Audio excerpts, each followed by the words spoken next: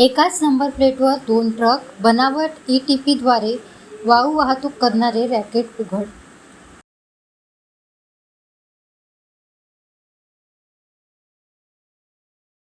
एकाच नोंदणी क्रमांकाचा वापर करून 2 वेगवेगळ्या वाहनातून तसेच एकाच ETPच्या आधारे अवैध वाळू वाहतूक करणाऱ्या टोळीचा स्थानिक गुन्हे शाखा, रामनगर पोलीस स्टेशन आणि भद्रावती पोलिसांनी संयुक्त कारवाईत पर्दाफाश केला.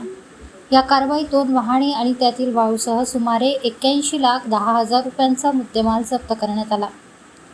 7 ऑगस्ट रोजी रात्री गस्ती दरम्यान रामनगर पोलिसांनी मूलचंद्रपूर मार्गावर 2 वाहने एकाच नंबर प्लेटचा वापर करून अवैध वाळू वाहतूक करीत असल्याची माहिती मिळाली.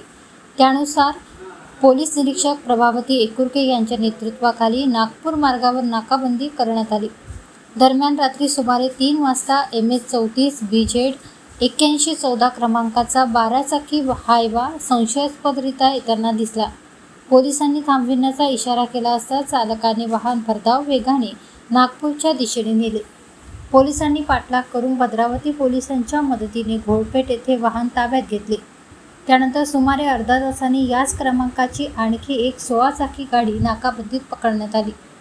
दोन्ही वाहनांची तपासणी केली असता दोन्ही वाहनांवर एकच नोंदणी क्रमांक असल्याचे आढळून आले.